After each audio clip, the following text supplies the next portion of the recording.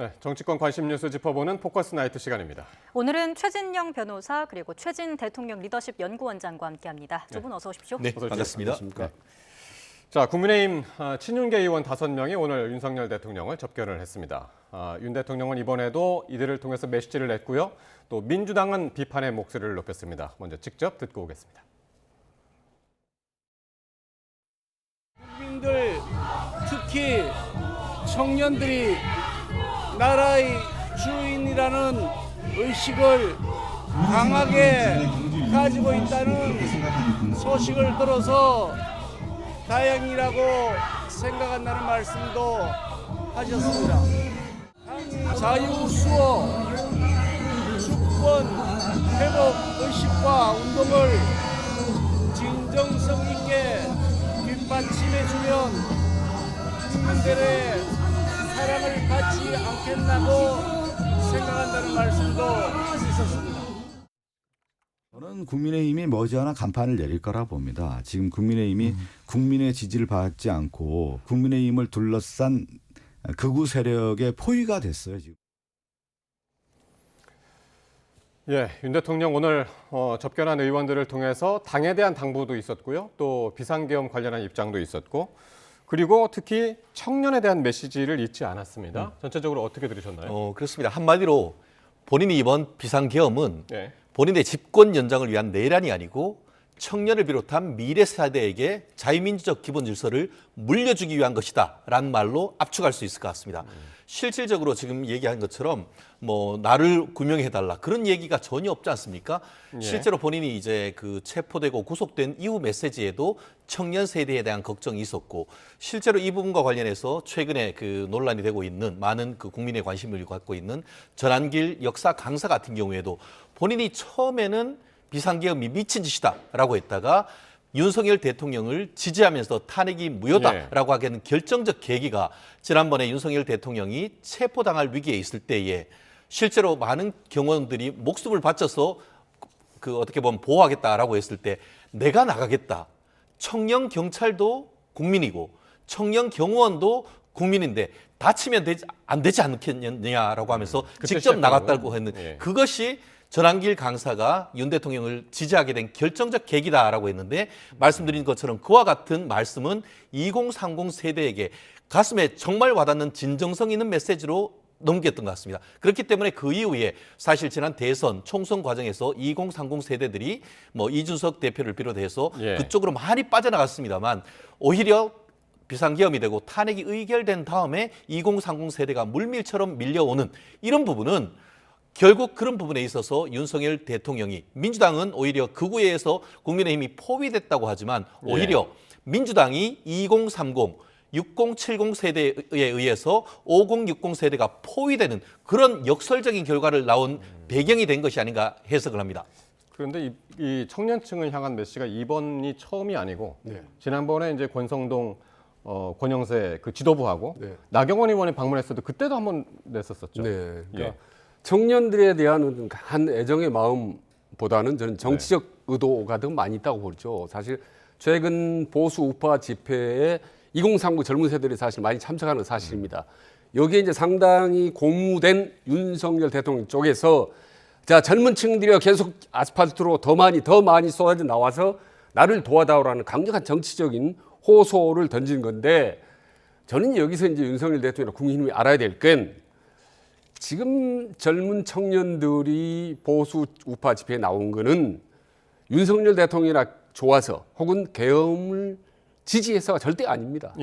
그래서 민주당에 대한 상당히 거부감 그리고 일종의 이재명 대표 집권에 대한 포비아, 공포감 이런 게 이제 복합적으로 돼서 거리로 뛰쳐나오는 거거든요.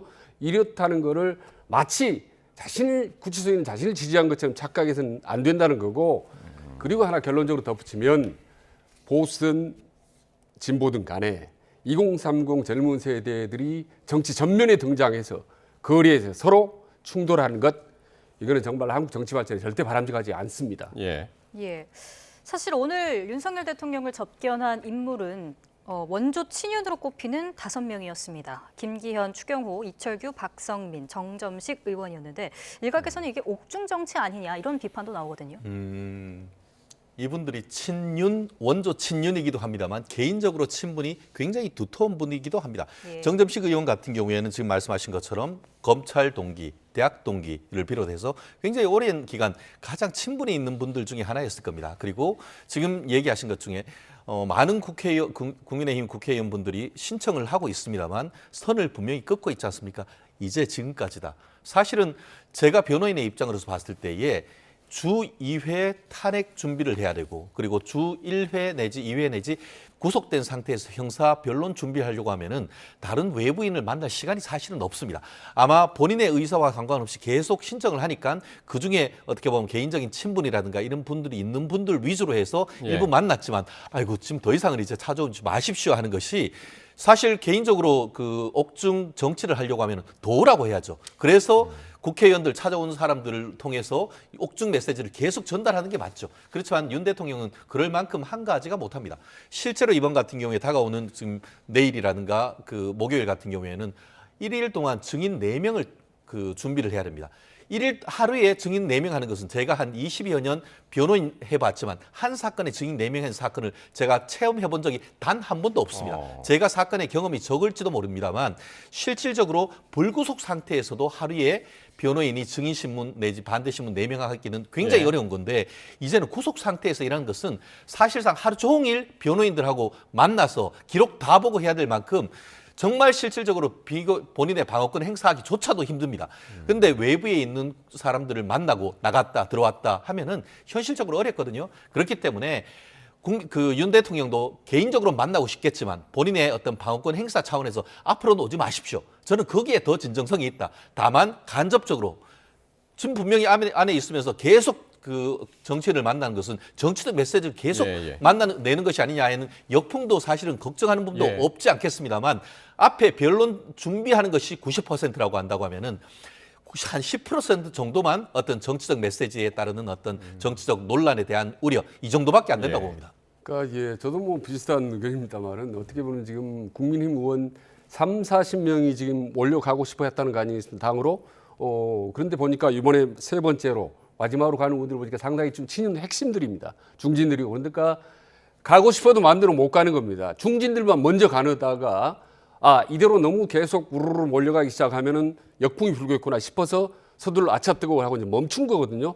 근데 이제 저분들이 왜 갔느냐인데 과연 윤석열 대통령에 대한 인간적 의리 때문에 저는 그거 아니라고 봅니다.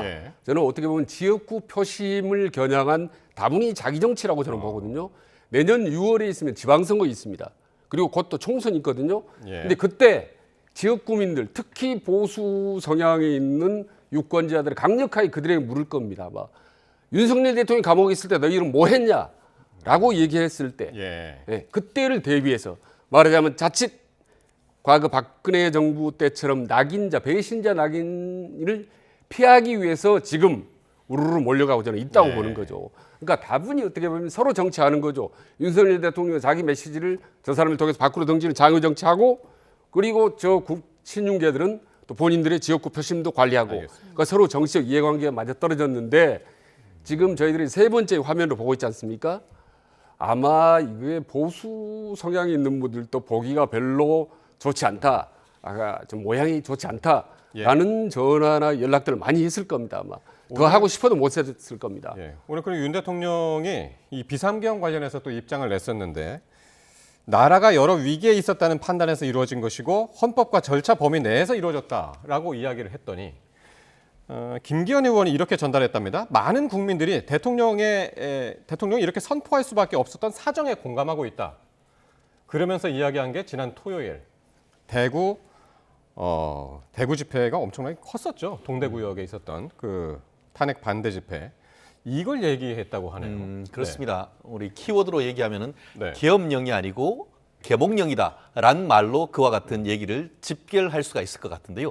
말씀하신 것처럼 실제로 지금 보수 우파에 있는 분들도 윤 대통령에 대한 어떤 그 지지가 사실 산산이 조각났었던 것 아니겠습니까? 실제로 최초의 어떤 그 계엄이 있었던 이후에 저 또한 개인적으로 비상계엄에 대해서 이것은 뭔가 잘못돼도 명확하게 잘못됐다라고 했습니다만 이후에 그 최초에 나왔던 여러 가지 증언들 예를 들어서 어떻게 보면 특전사령관이라든가 아니면 홍장원 그 국정원 1차장의 증언들 이런 부분을 봤을 때는 정말 대통령이 그와 같은 일을 하려고 했었던가라는 의문이 들면서 탄핵을 해야 되는 것이 아닌가 하는 생각이 했었습니다. 하지만 예. 이번에 헌법재판소의 어떤 그 증인신문 절차를 들어가면서 반대 신문을 하는 과정에서 기존에 나왔던 사실관계가 상당히 왜곡됐고 실질적으로는 외부 세력에 의해서 오염됐을 가능성이 나오는 것이 있었지 않습니까? 그렇게 하면서 그 과정 속에서 혹시 이거는 뭔가 잘못된 것이 아닌가?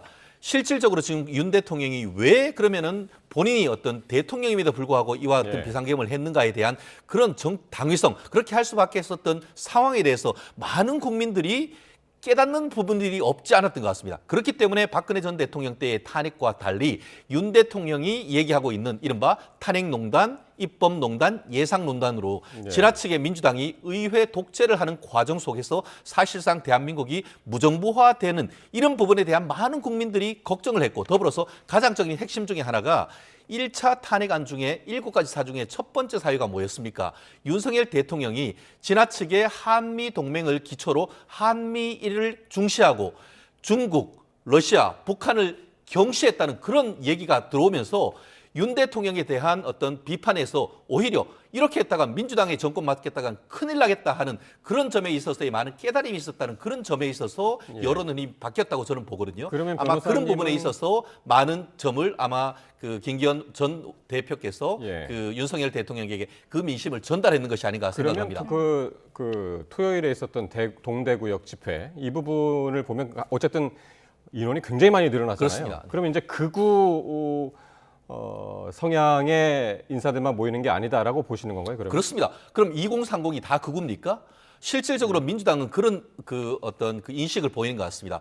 지금 유시민 그 전 작가 같은 경우에도 그 2030 세대를 네오나치라고 표현을 하고 있고 실질적으로 오늘 봤더니만 민주당의 교육을 책임지고 있는 민주교육원장 같은 경우에도 지체된 2030이라고 해서 그 친구들을 그 어떤 교육하기보다는 쪼그러뜨려 가지고 말라 죽여야 된다 이런 취지로 얘기를 하는 걸 봤으면은 볼 때 민주당의 인식이 잘못돼도 한참 잘못되고 있구나. 네. 그러면 민주당 국민들의 절반 가까이가 지금 극우입니까? 그러면 그 같은 시각으로 봤을 때는 민주당을 지지하는 절반이 국민의힘 지지를 봤을 때는 그쪽이 극좌인 것이죠. 그렇기 때문에 이런 식으로 극우 국자로 해서 프레이밍하는 것은 오히려 굉장히 위험한 짓이라고 봅니다. 예.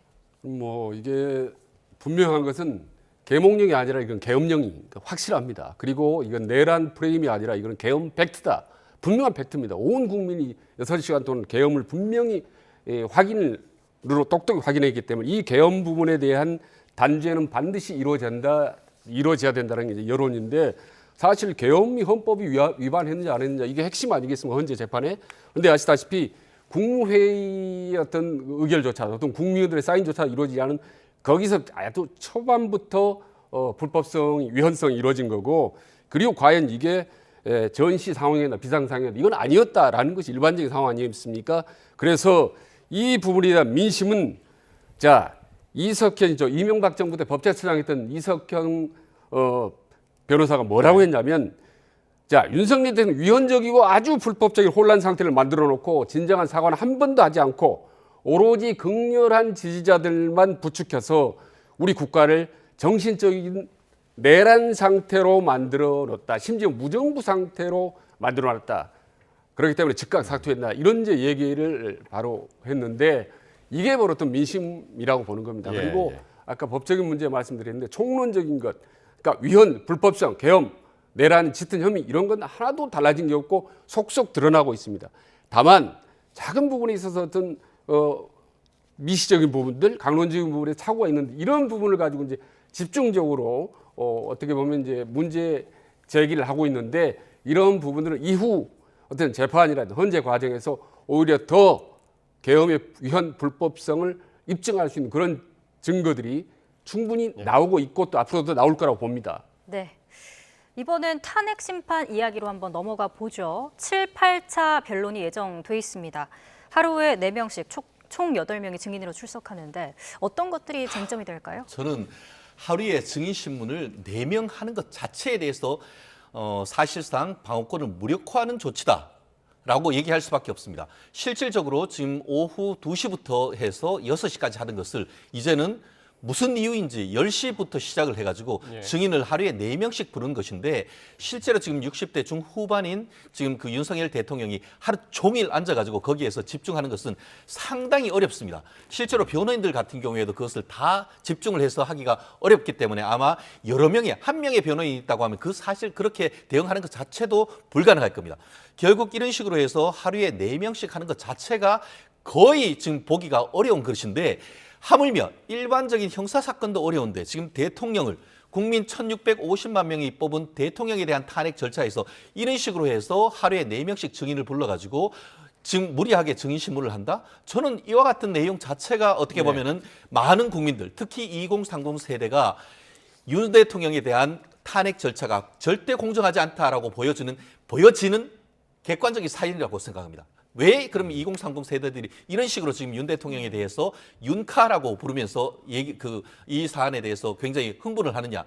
바로 이런 부분 아니겠습니까? 만약에 거꾸로 생각을 해보십시오. 이 부분에 있어서 이재명 대표에 대한 재판에서 증인을 하루에 오전 10시부터 해서 오후 6시까지 4명 부른다고 하면 민주당이 어떻게 하겠습니까? 오히려 민주당이 그 부분에 대해서 재판부에 대한 탄핵하겠다고 나설 가능성이 전 높다고 봅니다. 그렇기 때문에 내일은 그렇게 한다 하더라도 사실상 반대 신문권을 충분히 보장하고 더불어서 하는 과정 속에서 증인을 다 못하면은 뒤로 미룰 수 있는 그런 어떤 탄력적인 증인 신문을 해야 되는 것이지 내일 4명 했다고 해서 밤새도록 하느냐?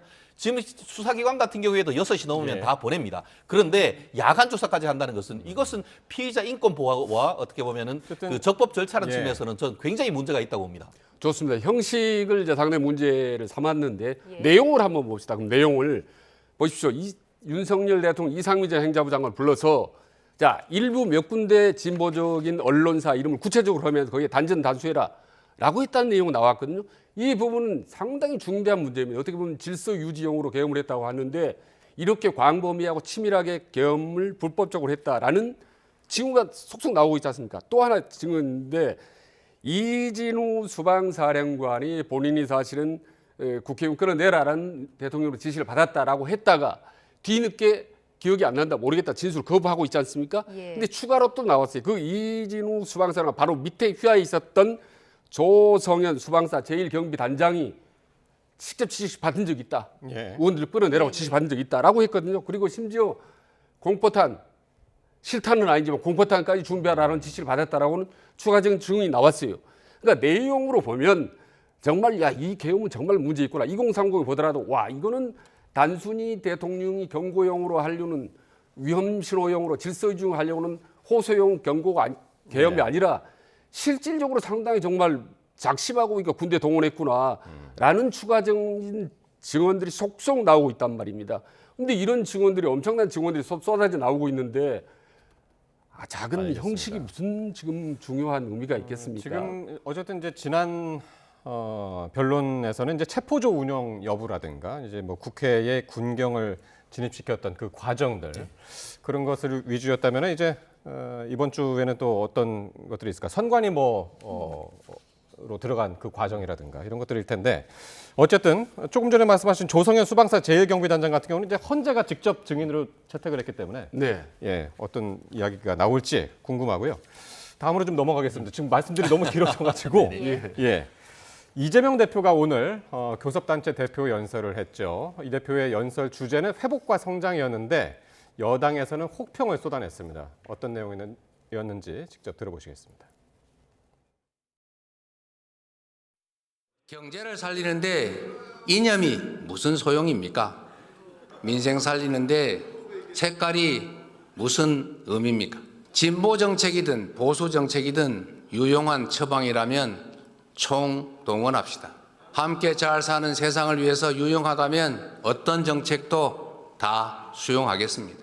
먹고 사는 문제를 해결하는 먹사진심을 포함해서 모두가 함께 잘 사는 잘사니즘은 새로운 비전으로 제시하고 싶습니다.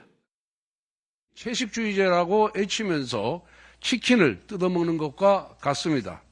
자신을 기만하고 타인을 기만합니다. 이재명 대표의 자칭 실용주의를 믿어주는 국민은 없습니다. 리플리 증후군의 또 다른 거짓말로 보일 뿐입니다. 예, 이재명 대표 오늘 연설에서 먹사니즘에 이어서 모두 잘 함께 잘 살아야 한다는 의미의 잘사니즘을 새 비전으로 제시했습니다. 어떻게 그렇습니다. 들으셨어요? 뭐 박정희 전 대통령의 잘 살아보세 뭐 이런 느낌이 이렇게 있는 것 같은데 잘 살아보자고 하니까 진짜 잘 살 수 아느냐 뭐 이런 그 반응이 바로 나오는 것 아니겠습니까? 지금은 잘사니즘이라고 하는데 예전에 먹사니즘 얘기를 했을 때에 바로 나오는 것이 오히려 막사니즘이 아니냐.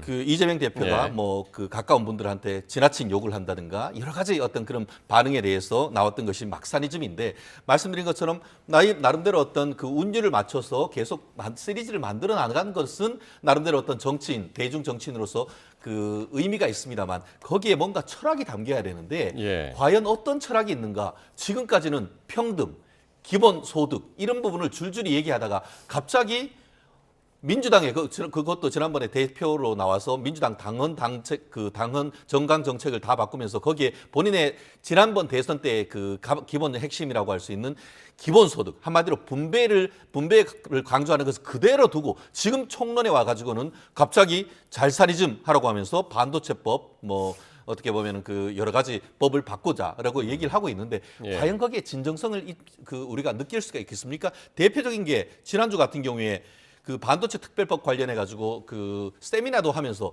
분명히 본인이 그렇게 했지 않습니까? 주위에 들어봤더니만 반도체 같은 경우에 52시간 더 하고 그런 화이트 칼라 예외를 두는 거를 또 어떻게 반박할 수가 없네라고 했는데 돌아섰더니만 그거는 쏙 빼고 지금 반도체 지원법을 얘기하는 거 아닙니까? 삼성전자가 돈이 없습니까?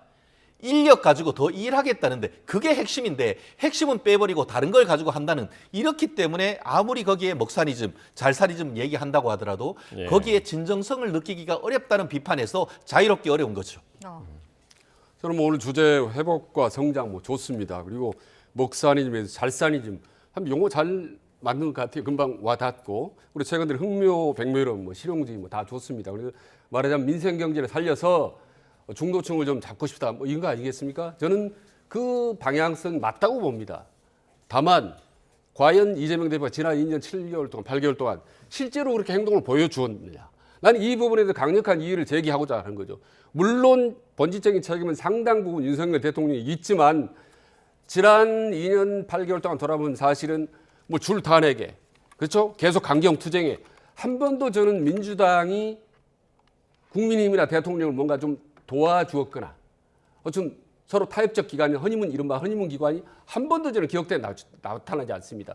그런 점에서 이 이재명 대표의 주장하는 민생 실용주의 흑묘 백묘론이 옳은 방향이라 할지라도 아직까지 중도층은 전혀 신뢰성을 갖기는 힘들다라고 예. 보는 거. 그래서 이재명 대표는 이번에 차제에 상당히 먹사니즘 주장했으니까 이 예. 부분을 상당히 지속적으로 체계적으로 우리 진정성 있게 계속 주장을 해 나가야 중도층의 마음이 열까 말까하지 이렇게 일회성 단발성으로 이렇게 툭툭 던져가지고는 절대 우리 국민의 마음을 얻기 힘들다라는 예. 부분을 좀 강하게 좀 지적을 어쨌든 하고 싶습니다. 잘사니즘 포함해서 이제 새로운 비전을 제시하는데 이제 많은 부분을 할애를 했고, 그러니까 형식적인 면을 한번 보자면 오늘 상당히 여권을 비판하는 것은 최소화를 했고요. 여권에서 어떤 이야기까지 나왔냐면은 마치 대통령 시정연설하는 것 같았다. 추경 얘기하고 이제 뭐 그랬으니까요. 그런 분위기에 대해서는 어떻게 느끼셨나요? 예. 결국 굿캅, 배드캅 전략 아니겠습니까? 이재명 대표는 굿캅으로 하고 배드캅은 어떻게 보면 원내대표, 박찬대 원내대표라든가 그런 분들 아니면은 뭐 정청래 이런 분들한테 맡기는 것 아니겠습니까? 결국 그 큰 정치인으로서 대권 후보로서의 어떤 이른바 조기 대선이 벌어졌을 때의 대권 집권 프로그램을 이미 가동한다라는 느낌을 강하게 받는데 실질적으로 지금 언론 보도를 보면은 민주당 내에서 이른바 집권 플랜 본부를 만들었고 예. 모두의 질문 Q라고 할 수 있는 정책 질문 프로그램 어떤 플랫폼도 만들어서 사실상 섀도우 캐비넷을 만들어서 대선 캠프를 지금 가동하고 있는 것 아니겠습니까? 그 속에서 고민해서 나온 결과가 먹사니즘을 넘어서 잘사니즘 아니겠습니까? 그렇지 않다고 하면 지금 이 시점에서 그와 같은 키워드가 나온 것도 어렵죠. 왜냐하면은 먹사니즘도 지난 대선에 나왔는 걸 보면은 차기 대선을 준비를 하고 있는 것으로 보이는데 과연 대선이 이루어질지에 대해서는 아직 잘 모르겠습니다. 하지만 그럼에도 불구하고 민주당은 정당의 존재 이유 자체가 집권을 하기 위한 것인데 이겼고 그렇게 하고 그렇게 국민들에게 보이는 것은 굉장히 중요하죠. 그렇지만 말씀드린 것처럼 국민들이 과연 이재명을 대한민국의 대통령으로 인식하느냐 이 네. 부분에 대한 어떤 비토 어떤 그런 감정 이런 부분을 이재명 대표가 오늘 같은 얘기를 함으로써 과연 극복할 수 있는지 지금까지 얘기하는 것처럼 박근혜 전 대통령을 존경한다고 했더니 진짜 존경하느냐 할 정도로 결국 본인 스스로 이른바 양치기 소년 함정에 스스로 빠진 이 함정에서 벗어나기 위해서는 좀 더 진정성 있고 구체적인 정책으로서 보여주는 행동으로 보여주는 뭔가 있어야 되는 것이 아닌가 저는 그런 의견입니다. 저는 뭐 중요한 포인트를 뭐 지적하시다고 봅니다. 그리고 지금 최근에 여야가 좀 바뀐 느낌 들지 않습니까? 그래서 최근 사람들은 민주당이 오히려 여당 아닌가, 그리고 또 권력을 더 많이 가진 집단 아닌가 이렇게 생각을 하고 있거든요. 그러면 거기에 걸맞게 행동을 해야 됩니다. 이를테면 이른바 이재명 포비아, 그리고 민주당이 집권했을 경우 대북 문제라든지 여러 가지 이념적인 문제, 이런 대외 관계 이런 부분에 대한 공포심이나 두려움이 있거든요. 이 부분을 해소시키기 위한 안정감이라든지 이런 중도 지향적인 면모를 저는 보여줘야 된다고 봅니다. 그렇지 않고 막연히 어떻게 집권 여당처럼 마치 금방 정권을 잡을 것처럼 그런 태도를 보이거나 뭐 집권 수임 기구를 만들고 하는 부분은 큰 의미가 없다고 보는 거고, 조금 전에 말씀드린 그런 민주당이 지금 고질적으로 갖고 왔던 이미지, 고정된 틀 이미지 있지 않습니까? 투쟁하고 강경하고 말이죠. 북한에 대해 너무 우호적이고 정부가 아니냐, 뭐 이런 단체, 이런 부정적 이미지를 씻는 것, 그걸 씻어내는 것이 이 어떤 먹사니즘을 주장하는 것보다 오히려 더 현실적이고 효과적이라고 저는 봅니다. 예. 이런 가운데 문재인 전 대통령이 오늘 한 언론사에서 인터뷰를 진행했습니다. 윤석열 대통령을 검찰총장에 발탁한 것을 두고 두고두고 후회한다. 윤석열 정부 탄생에 대해 국민께 송구드린다라는 말을 전했는데 어떻게 보셨습니까? 저는 그걸 보면서 좀 약간 웃음이 났습니다. 사실 말씀드린 것처럼 제3자, 남의 일인 것처럼 얘기를 하고 있고 거기다 더해서 국민 통합을 얘기를 하는 것을 보면서 정말 문재인 대통령이 1년부터 5년 차까지 국정 100대 과제 중에 1호가 뭐였습니까? 중단 없는 적폐청산. 5년 내내 국민을 갈라치기 했던 분이 지금 정권이 뺏기고 나서 윤 대통령을 검찰총장에 임명했던 것을 후회한다라고 얘기하는 것 자체가 저는 약간 그 시대착오적인 발언이다라는 그런 느낌을 느꼈고, 실질적으로 또 문 전 대통령 같은 경우에는 퇴임하면서 뭐라고 했습니까? 잊혀지고 싶다. 그런데 요즘 보면은 지난 총선 같은 경우에도 본인이 직접 나가서 본인의 정치적 고향이라고 할 수 있는 부울경에 나가서 직접 후보들을 지원을 했고, 그리고 최근에 있어가지고는 각종 언론의 인터뷰에 적극적으로 응하는 이런 모습을 보면서 과연 그것이 민주당에게 도움이 되는가? 지난번 총선에서도 본인이 지역에 도와줬던 분들 많은 부분 당선보다 낙선이 됐습니다. 아마 이와 같은 모습이 이재명 대표가 즐겁게 보고 있을 것인지 아슬아슬하게 비판적으로 보고 있을지 저는 오히려 그것이 궁금합니다. 오늘 최진영 변호사가 저하고 상당히 좀 비슷한 대목이 좀 많이 있는 것 같아요. 저는 문재인 대통령이 정치적인 목소리를 내기로 저는 할 말이 많습니다. 예를 들면 그 애매모호한 태도에 대해서 저는 지적을 하고 싶은데, 이재명 대표가 공천을 학살을 하거나 상당히 독단적인 당 운영을 할 때 이건 아니다라고 공개적으로 지적을 한 적이 있습니까? 한 번도 없습니다. 애매모호한 태도로 보였기 때문에 이재명 대표는 그때마다 사저에 가서 악수를 하고 사진 찍고 다정하게 해서 마치 추인을 받은 것처럼 본인 하는 일이 전혀 제동을 받지 않고 오히려 동의를 받은 것처럼 행사를 했거든요. 반대로 이른바 비명 반명계가 탈당을 하거나 아니면 이재명 대표 반기를 들 때 이건 아니다라고 말을 한 적이 한 번도 없어요. 애매모호하겠습니다. 지금도. 그렇기 때문에 비명계 반명계는 계속 활동을 해서 결국 오늘 지금까지 상당히 비명, 친명, 빈명, 반명이 티격태격하는 민주당의 분열의 그런 단초를 문재인 대통령이 상당 부분 저는 제공한 측면이 있다고 보는 거고, 또 하나 지적하는 부분, 오늘 뭐라고 했냐면요. 윤석열 대통령은 아무리 봐도 너무나 수준이 낮은 정부라고 얘기를 했어요. 근데 상당히 무능력한 정부, 이 부분 동의합니다. 이런 부분이 많았죠.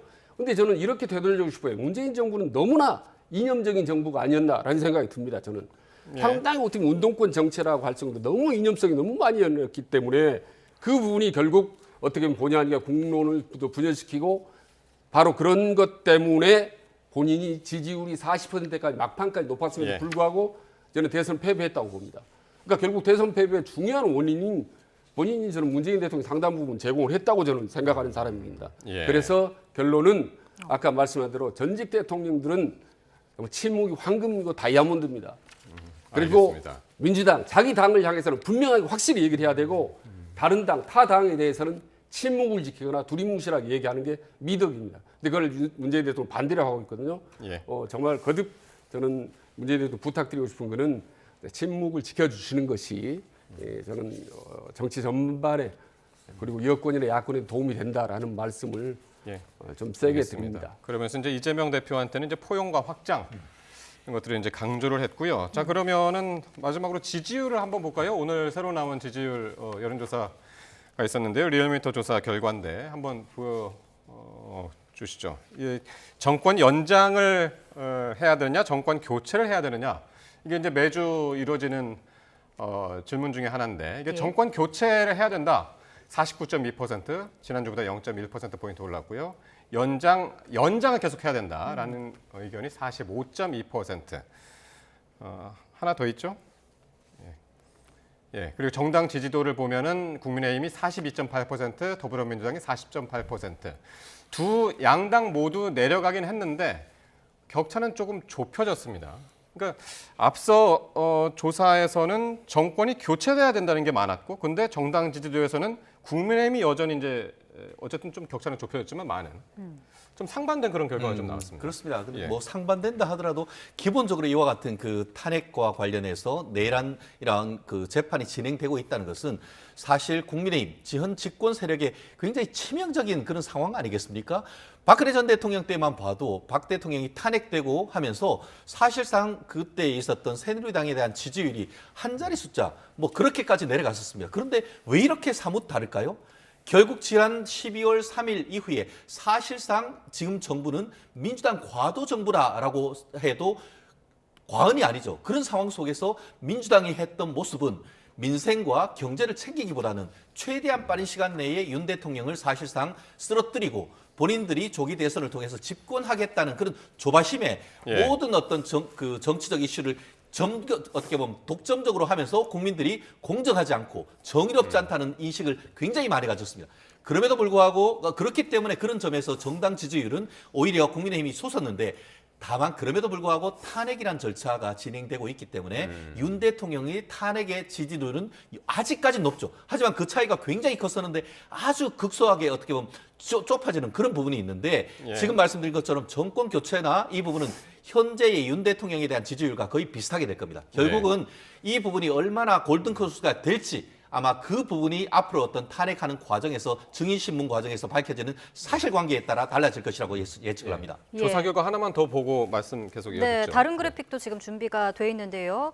범진보, 범보수 진영의 차기 대선 후보로 각각 이재명 대표 그리고 김문수 지금 나가고 있죠. 고용노동부 장관을 뽑은 결과도 지금 눈길을 예. 끕니다. 범진보에서는 이재명 예. 대표가 월등히 높죠. 범보수 예. 후보에서는 그리고 김문수 범보수에서, 네. 고용노동부 장관이 지금 25.1을 기록했는데 이 부분에 대해서는 어떻게 평가해 볼 수 있을까요? 일단 오랫동안 이재명 대표는 정치 전면에 등장했지 않습니까? 어떻게 보면 탄핵 정국이나 계엄 정국의 주인공이죠. 맨 앞장서 있기 때문에 당연히 스포트라이트를 받고 예. 지지율이 높을 수밖에 없다라는 거고 그다음에 이제 이 여당 보수로 넘어서 지금 강경 보수들이 강력하게 결집해 있는 상태이기 때문에 보수 성향이 가장 강한 김문수 장관이 지금 높은 지지율을 받을 수밖에 없는 예. 상황이라고 봅니다. 제 핵심적인 키 역할을 할 중도층은 여전히 숨을 죽이고 숨소리도 들리지 않게 조용히 지금 좌우 여야를 지금 주시하고 있다고 보거든요. 그렇기 때문에 지금 저 숫자는 그럼 향후에는 좀 변화가 있을 거라고 보시는 건가요? 그렇습니다. 예. 그리고 막상 윤석열 대통령 탄핵을 당할 경우 인용이 될 경우에는 또다시 한번 요동칠 거라고 저는 보는 거고 네. 그리고 아까 조금 전에 정당 지지율이라든지 또 정권 교체 이런 것들 숫자가 비슷했지 않습니까? 예, 예. 이런 부분이 한 3주째 비슷하게 지금 오르락 내리락하고 있지 않습니까? 저는 그거를 저 수치를 저는 양측 그러니까 여야나 보수나 진보 있던 분노 지수로 봅니다. 분노의 정도, 강도가 서로 비슷비슷하다고 예. 하지 저게 실질적으로 양측의 지지의 아하. 민심이라고 보는 것은 아직 이르다라는 예. 거고 보는 거고 아시다시피 미국의 트럼프와 해리스도 45대 40으로 대선 막판까지 박빙이었지만은 막상 까보니까 큰 표차로 트럼프가 이겼지 않습니까?